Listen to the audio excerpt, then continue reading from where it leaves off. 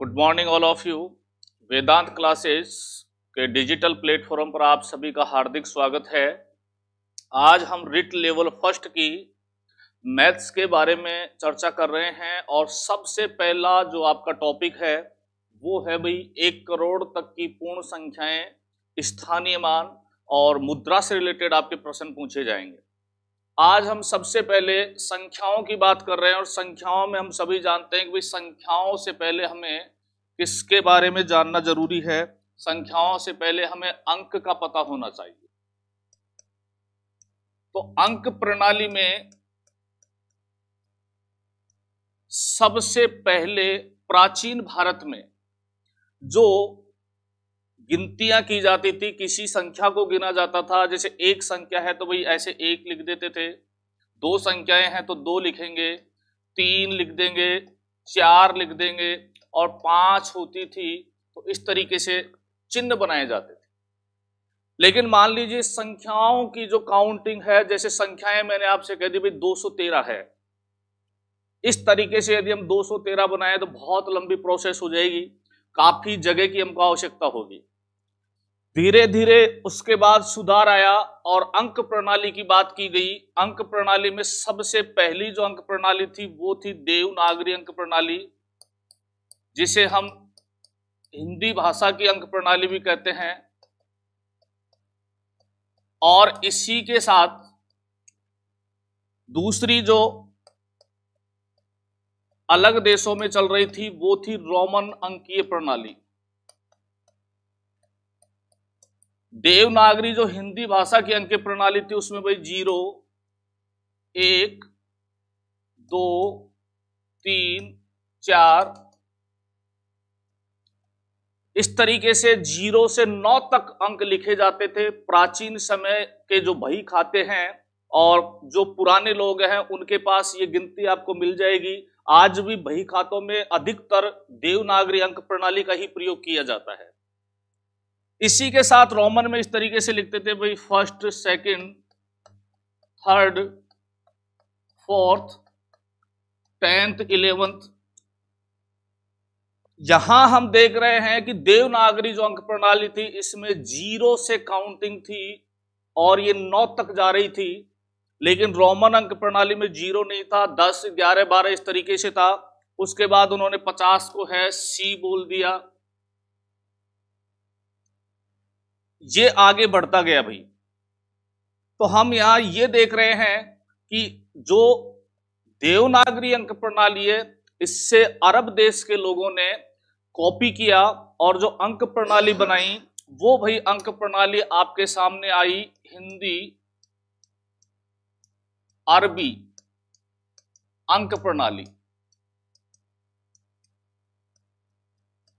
और इसमें जो अंक लिए गए वो 0, 1, 2, 3, 9 तक अंक लिए गए, जिससे हम ये कह सकते हैं कि 0 से 9 तक जो अंकों की संख्या होती है वो 10 होती है। इस अंक प्रणाली को मानक स्तर पर जब देखा गया तो इसे अंतरराष्ट्रीय लेवल की ख्याति प्राप्त हुई, यानी इसे सभी देशों ने स्वीकार किया। इसलिए इस अंक प्रणाली को हम अंतरराष्ट्रीय अंक प्रणाली भी कहेंगे। कुछ दार्शनिक विचारधारा वाले लोगों ने इसे दाशमिक अंक प्रणाली का नाम भी दे दिया गया। दाशमिक या दशमिक भी बोल सकते हैं। तो हमारे पास जो अंक प्रणाली वर्तमान में जिसे हम पढ़ रहे हैं वो कौन सी है भाई? अंतरराष्ट्रीय अंक प्रणाली कह दीजिए, दाशमिक अंक प्रणाली कह दीजिए, हिंदी अरबी अंक प्रणाली कह दीजिए, हिंद अरेबिक अंक प्रणाली भी आप इसे कह सकते हैं। ये जो अंक प्रणाली है इसमें हमने देखा कि 0 से 9 तक जो अंकों की संख्या होती है भाई, अंकों की कुल संख्या कितनी होती है? 10। तो पहली बात तो यही ध्यान रखनी है कि गणित में जो अंक होते हैं उनकी संख्या कितनी है। तो 0 से 9 तक जो अंक होंगे उनकी संख्या आपके पास कितनी होती है? 10 होती है। अब हमारे पास अंकों से जैसे हमने 1 लिख रखा है, 5 लिख रखा है, 7, ये एक अंक है भाई, 1 अंक है, 5 अंक है, 7 भी अंक है। यदि इन अंकों को परस्पर मिला के लिख दिया जाए तो इसे हम पढ़ेंगे 157 और यहां ये जो 157 है इसे नाम दिया गया संख्या, यानी हम यूं कह सकते हैं एक या एक से अधिक अंकों को परस्पर मिला के लिख दिया जाए तो संख्याएं प्राप्त होती है। आगे हम संख्या लेखन पद्धति की बात कर रहे हैं। संख्या लेखन पद्धति जो है भाई, संख्या लेखन पद्धति 3 भागों में लिखी गई है। इसे हम 3 भागों में विभाजित करते हैं। सबसे पहली जो है वो है अपने पास भाई भारतीय संख्या लेखन पद्धति। सेकंड हमारे पास आती है अंतरराष्ट्रीय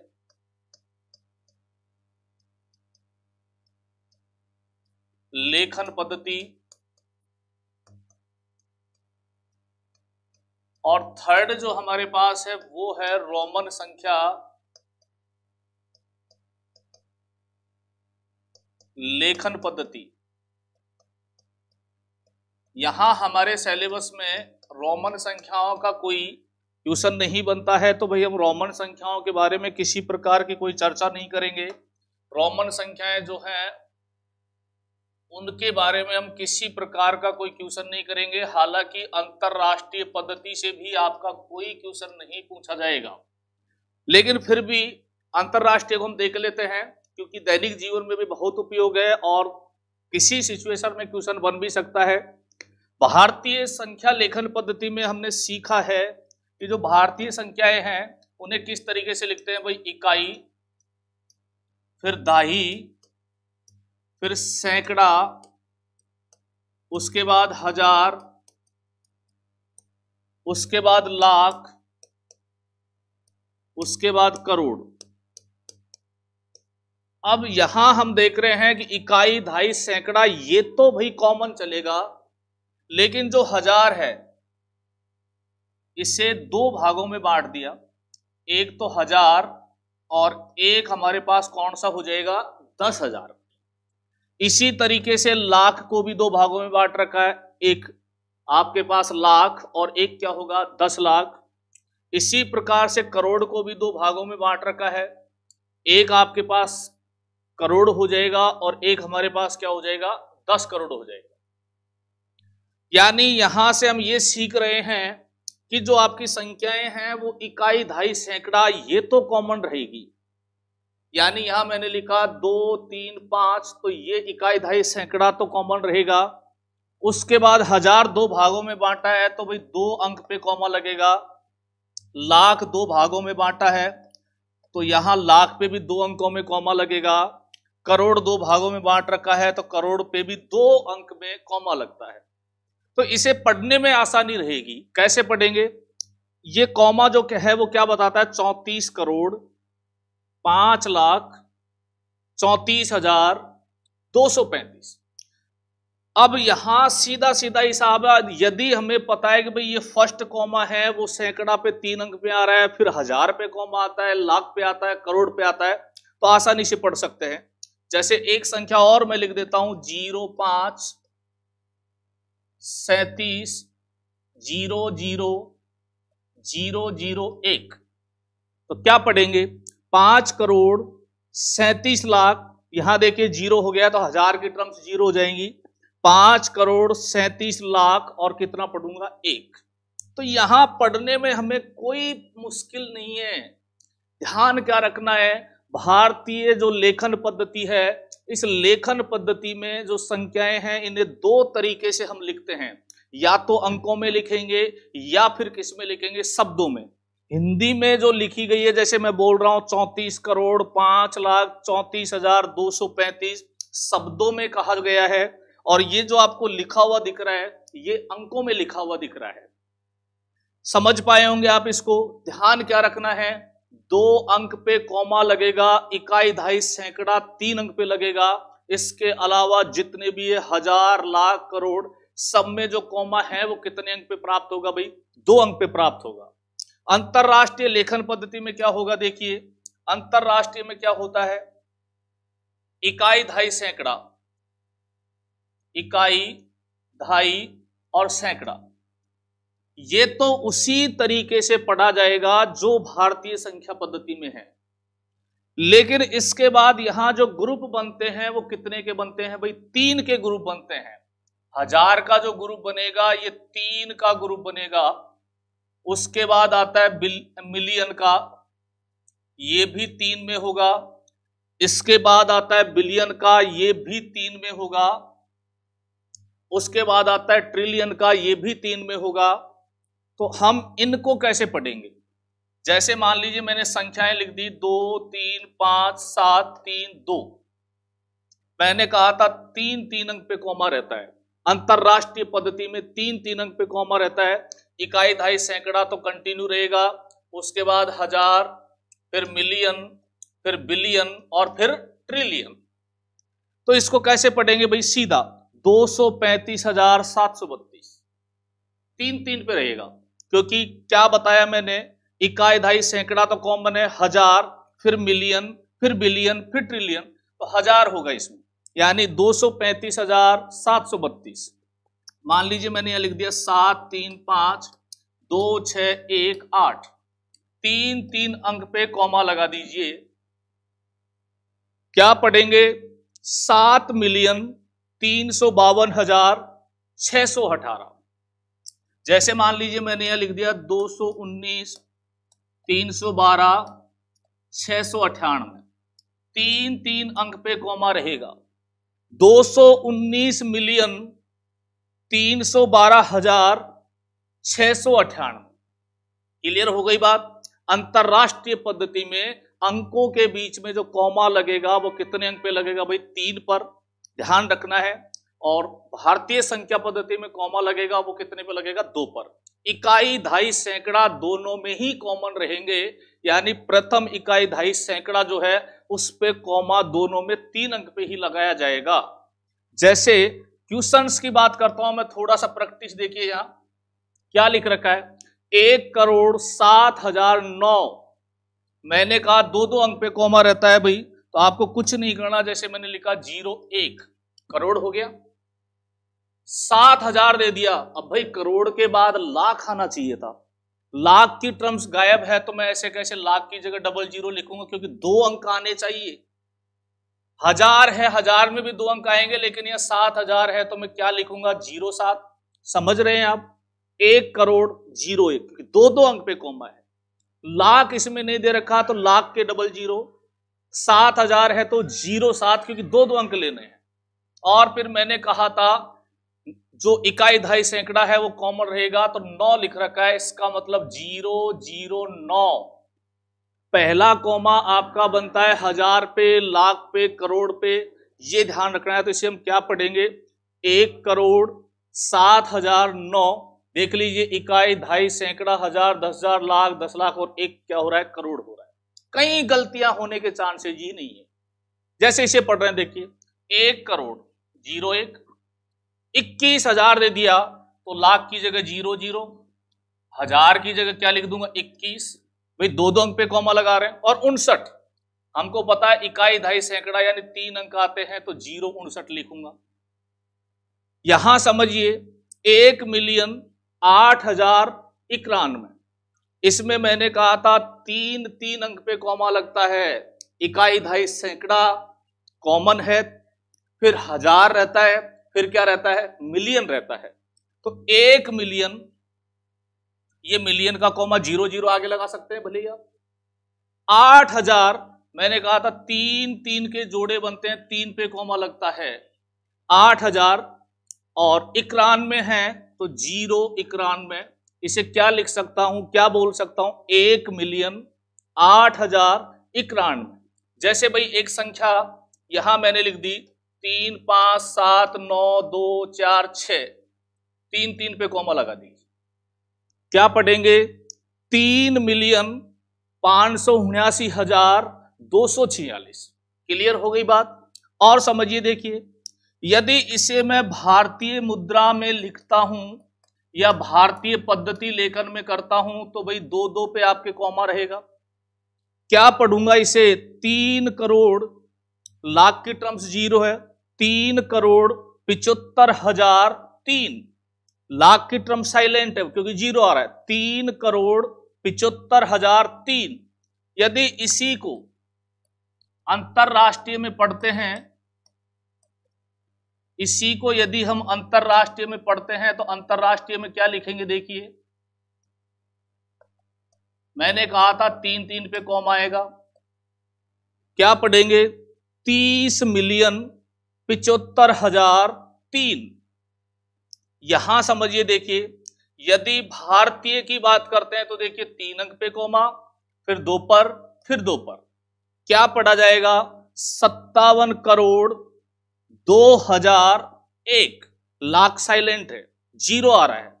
यदि इसी को भाई मैं एक बात बताइए, ये कह दिया जाए कि इसको सर अंतरराष्ट्रीय में कैसे पढ़ेंगे, तो अंतरराष्ट्रीय के लिए क्या करेंगे देखिए, अंतरराष्ट्रीय के लिए 3 पे कॉमा लगाएंगे, ये 3, ये 3, क्या पढ़ूंगा भाई 570,000,002,000 और क्या पढ़ूंगा 1। क्लियर हो गई ये बात हमारी। जो संख्याएं होंगी उन संख्याओं के 2 तरह के मान बताए गए भाई। कौन कौन से मान बताए गए? पहले नंबर पे बताया जातीय मान, और दूसरा आपको बताया था कौन सा मान, स्थानीय मान। जातीय मान को हम फेस वैल्यू कह सकते हैं और स्थानीय मान जो होगा उससे क्या कहेंगे, प्लेस वैल्यू कहेंगे। जातीय मान में क्या होगा देखिए, जैसे मैंने संख्या लिख रखी है 3, 7, 5, 8, आपसे किसी भी अंक का यदि जातीय मान पूछा जाता है तो उस संख्या में दिया गया जो अंक है वही उसका जातीय मान होगा। जैसे 8 का जातीय मान 8 है, 5 का जातीय मान 5 है, 7 का जातीय मान 7 है और 3 का जो जातीय मान है वो 3 है। यानी किसी भी संख्या में जो अंक आपको दिखाई दे रहा है उस अंक का जो मान है वही उसका क्या कहलाएगा, जातीय मान कहलाएगा।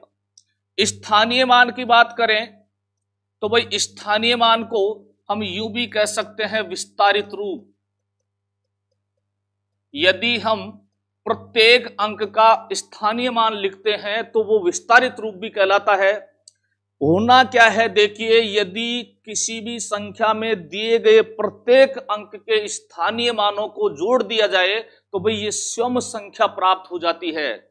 जैसे 8 है तो 8 का 8 ही रहेगा, 5 है तो भाई 2.5 पे है। ये स्थानीय मान वास्तविकता में क्या होता है, किसी भी अंक को उसके स्थान से गुणा कर दो। अंक 5 है, स्थान 2.5 है तो 2.5 का मतलब 10 × 5 कितना हो जाएगा 50। इकाई 2.5 सैकड़ा, 7 को सैकड़ा यानी 100 से गुणा कर दो 700। 3000 पे आ रहा है तो 1000 से 3 को गुणा कर दो, क्या हो जाएगा भाई 3000 हो जाएगा। या अपनी भाषा में यूं ध्यान रख सकते हैं कि 3 के बाद में 1, 2, 3 अंक है तो 3 जीरो लगा दिए, 7 के बाद 2 अंक है तो 2 जीरो लगा दिए, 5 के बाद 1 अंक है तो 1 जीरो लगा दिया, 8 के बाद कोई अंक नहीं है तो कोई जीरो नहीं लगाया। लेकिन ये हमारे पास पूर्ण संख्याओं में ही लागू होता है भाई ये जीरो लगाने का सिस्टम। ध्यान क्या रखना है, अंक जो है उसको उसके स्थान से गुणा करना है। जैसे मान लीजिए मैंने यहां लिखा 3, 7, 5, 2, 4, 6 और 3 का आपसे स्थानीय मान पूछ रहा है तो देखिए 3 कौन से स्थान पे आ रहा है, तो आपको टेंशन लेना नहीं है। देखो ऐसे इकाई 2.5 गिनने की जरूरत नहीं है, कॉमा लगा दीजिए भाई 3 पे लगेगा 2 पे लगेगा। हमको पता है ये सबसे पहले सैकड़ा की कंडीशन, फिर 1000 की, फिर लाख की, फिर करोड़ की, ये चलती है। मैंने 10,000, 10 लाख ये तो बताया ही नहीं आपको। क्या बताया, इकाई 2.5 सैकड़ा, फिर 1000 में 2 भाग, लाख में 2 भाग, करोड़ में भी 2 भाग। यानी ये कंडीशन जो है वो आपकी 1000 वाली आ रही है, लाख वाली आ रही है, फिर करोड़ वाली आ रही है। तो सीधा सीधा हिसाब है भाई, ये 1000 पे हो गया, ये लाख पे हो गया है, तो हम यूं कहेंगे कि जो 3 का स्थानीय मान होगा वो क्या हो जाएगा, 3 लाख हो जाएगा। या किसी को समस्या है तो गिन लीजिए, इकाई 2.5 सैकड़ा, 1000, 10,000, लाख, 3 का जो अंक है वो लाख स्थान पे आ रहा है, तो हम क्या कहेंगे, इसका जो स्थानीय मान होगा वो कितना होगा, 3 लाख होगा। कई बार आपसे भाई पॉइंट्स में वैल्यू दे दी जाती है, जब पॉइंट्स में वैल्यू दे दी जाएगी तो ऐसी स्थिति में क्या करेंगे, जैसे मैंने आपसे कह दिया 258.700 और 37 का आपको स्थानीय मान प्राप्त करना है। सबसे पहले पूर्ण संख्या जो दे रखी है इसका स्थानीय मान उसी तरीके से ज्ञात करना है जो अभी हमने सीखा है। भाई 8 का 8 ही होगा, 5 का 5 ही होगा, 5 का 50 होगा और 2 का कितना हो जाएगा, 200 हो जाएगा, क्योंकि 2 सैकड़ा के स्थान पे है, 5 दहाई के स्थान पे है और 8 इकाई के स्थान पे है। लेकिन भाई ये जो पॉइंट के बाद की संख्याएं हैं इनको कैसे ध्यान रखेंगे। यहां देखिए हमने क्या देखा है कि ये जो स्थान है वो गुणा हो रहा है और यहां जो स्थान है उसमें भाग लग जाएगा। जैसे 7 है, पहले स्थान पे आ रहा है तो 7/10, 3 है, दूसरे स्थान पे आ रहा है तो 3/2 जीरो लगेंगे, 7 तीसरे स्थान पे आ रहा है तो 3 जीरो लगेंगे, या फिर इसे यूं भी कह सकते हैं, देखिए 0.7, 3 को क्या कहेंगे, यहां से देखिए आप 0.7, 3 पे जाना है तो 0.1 अंक है, फिर 3 है तो इसे लिखूंगा भाई 0.03। इस वाले 7 पे जाना है तो क्या लिखेंगे, 0.007, 0.007। क्लियर हो गई भाई बात। पॉइंट के बाद यदि दे रखा है तो पहले अंक पे है तो 1 जीरो लगाएंगे बटे में, दूसरे अंक पे है तो 2 जीरो लगाएंगे, तीसरे अंक पे है तो उसके बटे में 3 जीरो लगेंगे, या फिर दशमलव पे है तो दशमलव से गिन लीजिए। जैसे मैंने यहाँ 5 और लिख दिया तो इस 5 को क्या बोलूंगा, 0.0005। क्लियर बात। ये स्थानीय मान और जातीय मान का क्वेश्चन आपसे पूछ सकता है। कई बार ऐसे भी पूछ लेगा, जैसे मैंने आपसे कहा यहां संख्या दे दी 5, 3, 9 और यहां 8 लिख दिया। भाई 8 का जातीय मान कितना है, 8 ही है, और स्थानीय मान भी कितना है, 8 ही है। तो इकाई के अंक का जातीय मान और स्थानीय मान हमेशा क्या होता है, बराबर होता है। इसके अलावा किसी भी संख्या में यदि 0 लिख दिया जाए तो इस 0 का जातीय मान जो है वो भी क्या है, 0 है। स्थानीय मान देखें तो भी क्या है, 0 है। तो इकाई अंक का और संख्या में कहीं यदि 0 है तो उसके स्थानीय मान और जातीय मान कभी बदलते नहीं है, समान संख्याएं आपको प्राप्त होती है। इसके बाद अगली हम बात करते हैं, कई बार आपसे यह पूछ सकता है कि भाई संख्याओं में 1 बिलियन किसके बराबर है या 1 मिलियन किसके बराबर है। तो ध्यान रखना, मिलियन जो होता है ये बराबर होता है किसके, 10 लाख के, और बिलियन जो है वो बराबर होता है किसके, 1 अरब के। छोटी एग्जाम्स में आपसे ये क्वेश्चन कई बार पूछ लेते हैं कि भाई 1 मिलियन में कितनी संख्याएं भारतीय मुद्रा में बनती हैं, तो हम कहेंगे भाई 1 मिलियन में 10 लाख होता है और 1 बिलियन में कितना होता है, 1 अरब होता है। इसके बाद छोटे छोटे क्वेश्चन कई बार संख्याओं से रिलेटेड आपके बन जाते हैं। तो मैं अभी फिलहाल 3 संख्याओं की बात कर रहा हूं जो आपके बिल्कुल बेसिक है और इसी के साथ हम ले रहे हैं। इसके बाद में भाज्य और अभाज्य जो संख्याएं हैं, परिमेय संख्याएं हैं, गुणनखंड है, इसका अलग से टॉपिक हमारे सिलेबस में है। जो भाज्य और अभाज्य संख्याएं हैं, परिमेय और अपरिमेय संख्याएं हैं, इनका टॉपिक हमारे सिलेबस में अलग से दिया गया है, तो वहां हम उनके बारे में विस्तार से चर्चा करेंगे। थोड़ा सा हम संख्याओं के बारे में देख रहे हैं, उसके बाद जो हमने अभी तक सीखा है, उसके क्वेश्चंस आपको कैसे पूछे जाने हैं और क्या क्वेश्चन बन सकते हैं, उनके बारे में चर्चा करेंगे। एक बार थोड़ा सा हम संख्याओं के बारे में और देख लेते हैं। देखिए, सबसे पहले मुझे आप ये बताओगे कि भाई संख्याएं कितने प्रकार की होती हैं। तो संख्याएं जो है भाई वो मूल रूप से तो 2 ही प्रकार की होती हैं। एक वास्तविक संख्याएं होती हैं और एक कौन सी संख्याएं होती हैं, काल्पनिक संख्याएं होती हैं। जो संख्याएं हम पढ़ते हैं या हमारे सिलेबस में जो हमें पढ़ना है वो कौन सी संख्या होंगी भाई, वास्तविक संख्या होंगी। काल्पनिक संख्याएं हमारे सिलेबस में नहीं है, लेकिन फिर भी हम थोड़ी सी जानकारी ले लेते हैं कि भाई काल्पनिक संख्याएं कौन सी होती हैं। अंडर रूट में यदि माइनस के साथ आप कोई भी संख्या लिख देते हैं, भाई अंडर रूट 4 यदि लिखें तो इसका आंसर 2 होगा। क्यों होगा? क्योंकि 2 को 2 से ही गुणा कर दें तो वापस से 4 प्राप्त हो जाएगा। लेकिन यदि अंडर रूट में -4 लिख दूं तो इसका आंसर 2 लिखता हूं, जब भी 2 गुणा 2 करने पर +4 बनता है। यदि मैं इसका -2 लिखता हूं तो माइनस के 2 को -2 से गुणा करेंगे तब भी +4 बनता है। इसका मतलब माइनस में यदि कोई संख्याएं लिख दी गई है तो उनका सीधा सीधा मान ज्ञात करना संभव नहीं था। तो ऐसी संख्याएं जो माइनस में और वर्गमूल के अंतर्गत लिखी गई हैं, उन संख्याओं को हम क्या कहेंगे? काल्पनिक संख्याएं कहेंगे। और काल्पनिक संख्याओं में माइनस का चिन्ह हटाते हैं तो एक चिन्ह का प्रयोग करते हैं आई, जिसे हम किस नाम से जानते हैं भाई? आयोटा के नाम से जाना जाता है। और आयोटा जो है इसका मान जो होगा वो अंडर रूट में माइनस कितना होता है? 1 होता है। क्लियर हो गई ये बात? वास्तविक संख्याओं में जो सबसे पहली संख्या थी वो अपनी कौन सी संख्या थी भाई? प्राकृत संख्या। प्राकृत संख्या को किससे डिनोट किया जाता है? n से, क्योंकि इसे हम नेचुरल नंबर बोलते हैं। प्राकृत संख्याएं हमेशा कहां से शुरू होती हैं? 1 से। यानी गिनती जिसे हम कहते हैं, जिन्हें गिना जा सकता है, वो सभी संख्याएं प्राकृत संख्या होती है। अब मुझे एक बात बताइए भाई, 0 को क्या गिन सकते हैं क्या? बिल्कुल नहीं गिन सकते। क्योंकि कभी आपने ऐसा सुना है कि जब मैं उस जगह से गुजरा तो वहां 2 लड़के खड़े थे? बिल्कुल सही है। जब मैं वहां से गया तो 4 लड़के खड़े थे? ये भी सही है। लेकिन ऐसा सुना है क्या कि जब मैं वहां से गुजरा तो 0 लड़के खड़े थे? यानी 0 अनकाउंटेबल है, 0 को हम गिन नहीं सकते हैं। तो जिनकी गिनती होती है वो कौन सी संख्याएं होती है भाई? प्राकृत संख्याएं होती है। प्राकृत संख्याओं को भी भाई 2 भागों में बांट दिया गया। एक सम प्राकृत हो गई और एक कौन सी हो गई? विषम प्राकृत हो गई।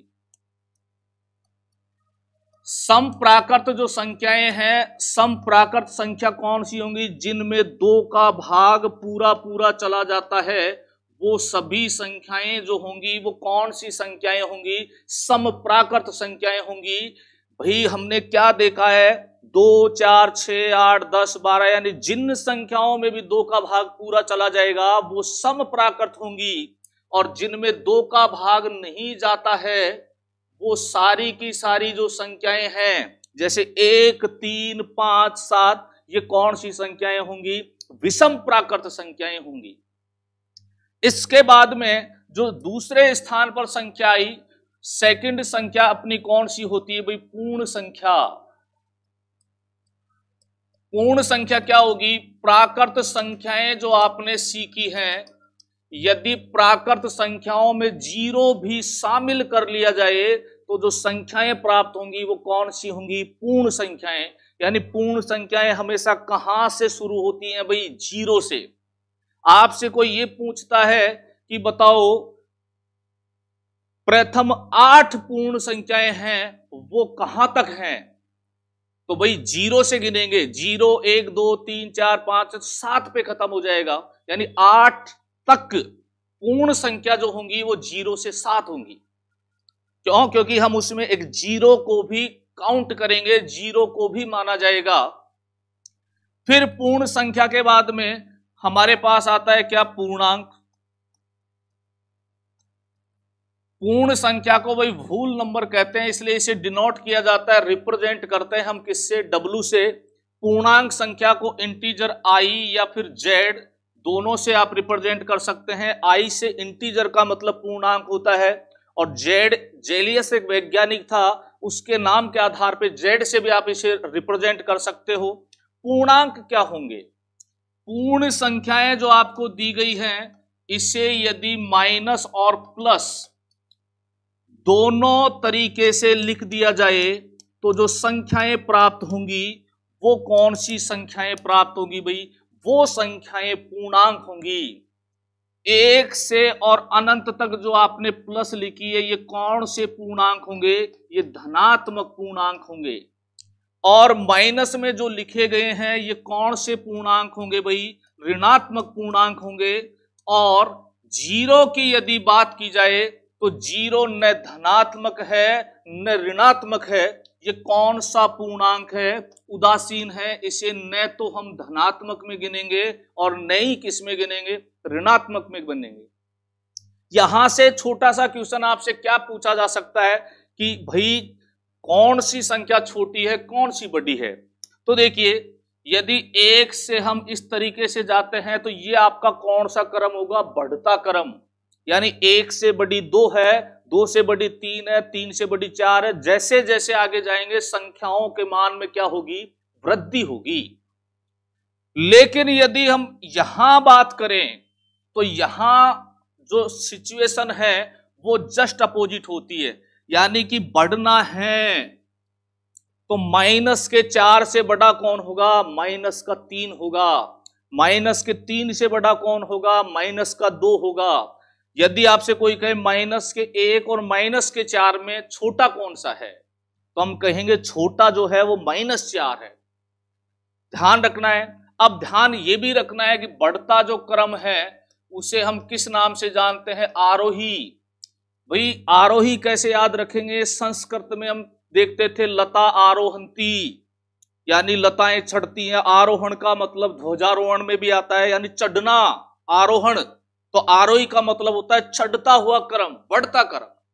और जो अवरोही है, अवरोही का मतलब होता है घटता हुआ क्रम। यानी जैसे 5 फिर 4 फिर 3 फिर 2 फिर 1। जो आरोही का उल्टा होगा, जो विलोम होगा, वो क्या होता है? अवरोही होता है।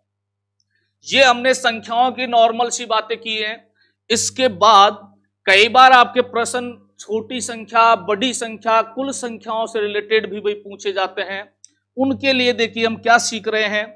आपसे कई बार ये पूछा जाएगा कि भाई अंक लिख देता हूं मैं यहां मैं छोटी संख्या लिख रहा हूं, यहां मैं बड़ी संख्या लिख रहा हूं और यहां मैं कुल संख्या लिख रहा हूं। जैसे एक अंक की सबसे छोटी संख्या कौन सी है? तो 1 है। सबसे बड़ी संख्या कौन सी है? 9 है। और एक अंक की कुल संख्याएं कितनी हैं? तो 1 से 9 तक 9 ही होंगी। आपसे कोई पूछे 2 अंक की सबसे छोटी संख्या कौन सी है? तो 10। सबसे बड़ी संख्या कौन सी है? 99। और कुल संख्याएं कितनी होंगी? तो 90। 3 अंक की यदि पूछता है तो सबसे छोटी 100, सबसे बड़ी 999 और कुल संख्याएं कितनी हो जाएंगी? 900। 4 अंक की आपसे पूछता है तो सबसे छोटी 1000, सबसे बड़ी होगी 9999 और कुल संख्याएं जो होंगी वो कितनी होंगी? 9000 होंगी। यहां देखिए भाई कैसे ध्यान रखा जा सकता है। छोटी संख्या यदि पूछता है तो 1 के साथ 0 लगाने हैं। 0 कैसे लगाने हैं? मान लीजिए 10 अंक की छोटी संख्या पूछता है तो पहले 1 लिख दिया, अब 0 कितने लगेंगे? 9, क्योंकि 1 अंक तो पहले लिख दिया ना। कोई पूछे 100 अंक की सबसे छोटी संख्या तो 1 और 0 कितने लगेंगे? 99। इन्हें हम यूं भी तो लिख सकते हैं 10 की घात 0, क्योंकि किसी भी संख्या की घात यदि 0 है तो उसका मान 1 होता है। इसे क्या लिख सकता हूं? 10 की घात 1। इसे क्या लिख सकता हूं? 10 की घात 2। इसे क्या लिख सकता हूं? 10 की घात 3। यानी जितने अंक की पूछ रहा है उससे 1 कम घात आएगी। मैं यदि आपसे पूछ लेता हूं बताइए 600 अंक की सबसे छोटी संख्या कौन सी है? तो ऐसा तो है नहीं कि भाई 1 लिखूंगा फिर 599 बार 0 लगाएंगे, या पेपर में दे दिया तो हम 599 बार 0 लिख के देगा। घात के रूप में दे सकता है। और घात की वैल्यू हमने क्या कहा? 1 कम होगी। यदि 600 अंक की सबसे छोटी संख्या पूछ रहा है तो 10 की घात 599 लिखेंगे। समझ में आ गई होगी आपको। बड़ी संख्या में क्या देख रहे हैं? जितने अंक की पूछी गई है उतनी ही बार 9 लिखना है। कुल संख्याओं में क्या देख रहे हैं? वही छोटी संख्या की तरह। यहां 1 था, यहां हमारे पास क्या है भाई? 9 है। जैसे इसको लिखना है तो मैं क्या लिखूंगा, 9 गुणा 10 की घात 0। इसे लिखूंगा 9 गुणा 10 की घात 1। इसे क्या लिख देंगे भाई, 9 गुणा 10 की घात 2। इसे क्या लिखेंगे, 9 गुणा 10 की घात 3। अब मान लीजिए मैं आपसे ये पूछ रहा हूं, बताइए 60 अंक की गणित में कुल कितनी संख्याएं हैं? तो क्या जवाब होना चाहिए, 9 गुणा 10 की घात 60 अंक की पूछ रहा है, 60 अंक पूछा गया है तो 10 की घात कितनी आएगी, 59 आएगी। अब भाई बताइए यदि 150 अंक की कुल संख्याएं पूछ ले तो क्या लिख देंगे, 9 गुणा 10 की घात 149। क्लियर हो गई बात। कई बार आपके जैसे RS प्री 2014 में यहां से एक क्वेश्चन बनाया था, क्या बनाया था कि भाई 1 से लेकर 100 तक गिनती लिखते हैं तो कितनी बार आपको अंक लिखने पड़ेंगे। या यूं मान लीजिए कि कंप्यूटर में 1 से 100 तक गिनती आप टाइप कर रहे हैं तो कितनी बार अंक दबाने पड़ेंगे। बात वही है, जैसे भाई आप मान लीजिए 13 लिख रहे हैं तो एक बार तो 1 लिखूंगा, एक बार क्या लिखूंगा, 3 लिखूंगा। तो 13 लिखने में मुझे कितनी बार अंक लिखने पड़ रहे हैं, 2 बार। क्लियर हो गई ये बात। 1 से 100 तक का यदि पता करें तो देखिए यूं पता कर सकते हैं, 1 से लेकर 9 तक 1 अंक की संख्याएं थी। 1 अंक की संख्या लिखूंगा तो 1 ही बार अंक दबाना होगा, तो हम ये कहेंगे कुल कितनी बार अंक दबाएंगे भाई, 9 बार। 10 से लेके और 99 तक 2 अंक की संख्याएं हैं और अभी हमने सीख लिया था 2 अंक की कुल कितनी संख्या होती है, 90। अब मुझे एक बात बताइए, 90 संख्याएं लिखेंगे और प्रत्येक संख्या लिखने में हम अंक को 2 बार दबा रहे हैं। जैसे 10 में 1 और 0 दबाया, 11 में 1 2 बार दबाना पड़ेगा, 12 में 1 और 2 बार लिखना पड़ेगा। तो 90 संख्या लिखने में कुल कितनी बार अंकों को लिखना होगा, 180। और यदि 100 लिखते हैं तो 100 लिखने में कितने अंक लिखने पड़ेंगे भाई, 3। और यदि इन्हें जोड़ दिया जाए तो सीधा याद रखना है 100 तक गिनती लिखने में कुल 192 बार अंकों का प्रयोग आपको करना होगा। आगे हमें समस्या नहीं है क्योंकि 101 से 200 तक देखिए प्रत्येक संख्या में 3 अंक है कि नहीं है। अब 3 अंक है तो 3 बार अंकों का उपयोग करना होगा। और 101 से 200 तक गिनती है तो भाई 100 गिनती है, एक संख्या लिखने में 3 बार प्रयोग हो रहा है तो 100 गिनती लिखने में कितनी बार होगा, 300 बार होगा। आगे बनाना तो आसान है क्योंकि प्रत्येक संख्याएं जो है 3 अंक से बनी हुई है, तो यहां तो हमें जो है टाइम भी नहीं लगेगा और हमें ज्यादा प्रॉब्लम भी नहीं होगी। हमें याद जो रखना है वो क्या रखना है कि कुल 100 तक गिनती में 192 बार अंक लिखे जाएंगे या 192 बार अंकों का प्रयोग किया जाएगा।